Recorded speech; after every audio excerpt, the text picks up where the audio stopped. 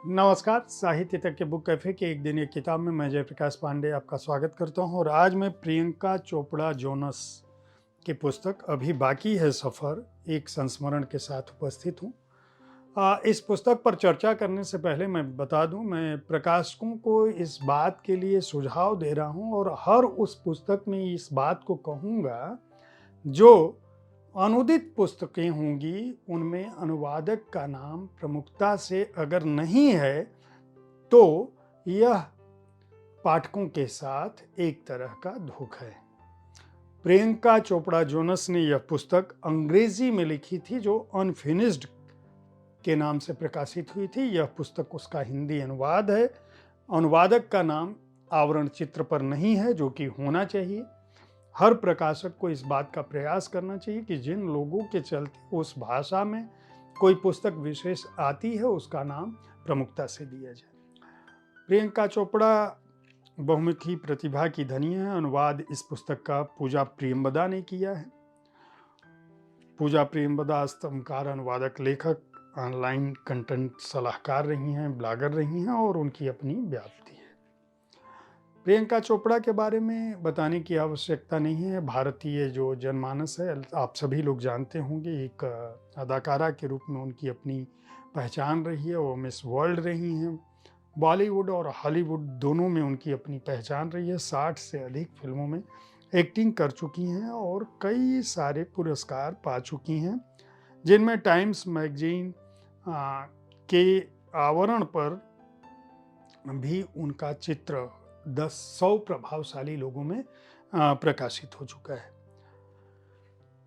UNICEF की global goodwill ambassador है। लेकिन यह प्रियंका चोपड़ा बनी कैसे? इस संस्मरण में वे अपने उन्हीं दौरों को याद करती हैं,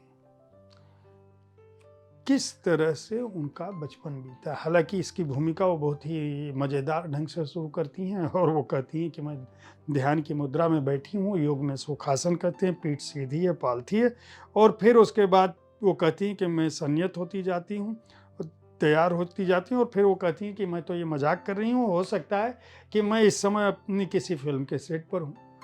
तो इस तरह के अंदाज में उन्होंने इस पुस्तक की शुरुआत की है और उनका कहना है कि अब मैं ज़िंदगी के जिस पड़ाव पर हूँ, मुझे लगा कि मैंने अपने जीवन का अब तक की जो यात्रा की है, वह लोगों के साथ मुझे बांटनी चाहिए। और बांटनी चाहिए तो शुरुआत वो अपने बचपन से करती हैं।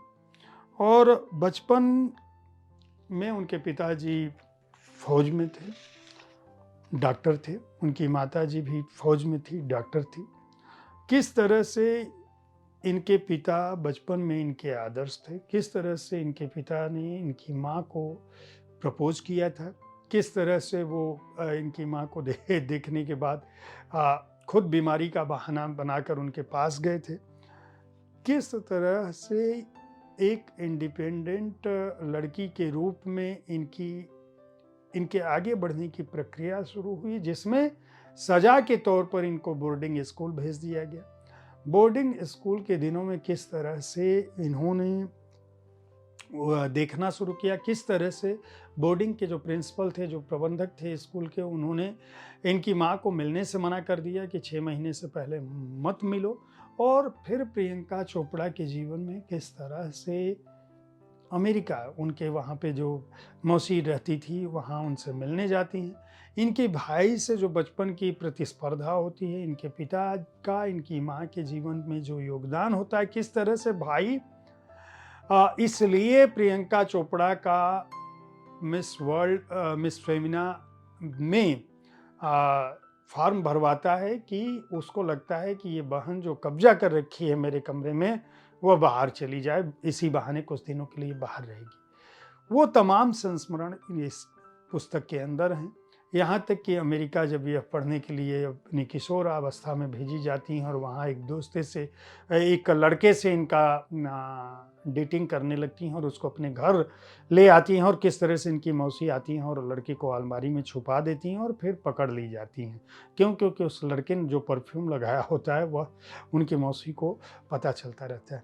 इस तरह से जीवन के जो बेबाक संस्मरण हैं जो उनकी ज़िंदगी में, जिन्होंने न केवल प्रियंका चोपड़ा को इतना आगे अंतर्राष्ट्रीय स्तर पर स्थापित होने में मदद की, बल्कि उनको राष्ट्रीय पुरस्कार दिलवाया।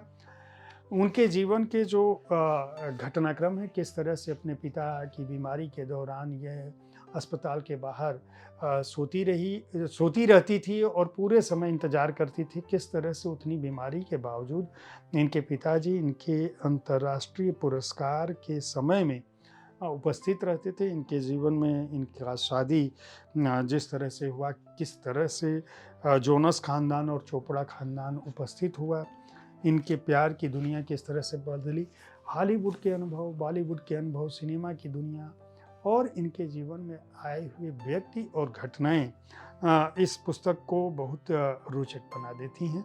और खुद प्रियंका चोपड़ा कहती हैं कि मैंने हमेशा यह माना है कि जीवन एक एकाकी यात्रा है और हम सब अपनी अपनी ट्रेन पर सवार हैं, अपने घंटे, अपने दिन, अपने साल काटते हुए।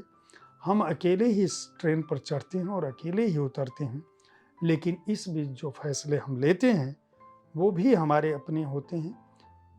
इस भावना के साथ उन्होंने यह पुस्तक लिखी है।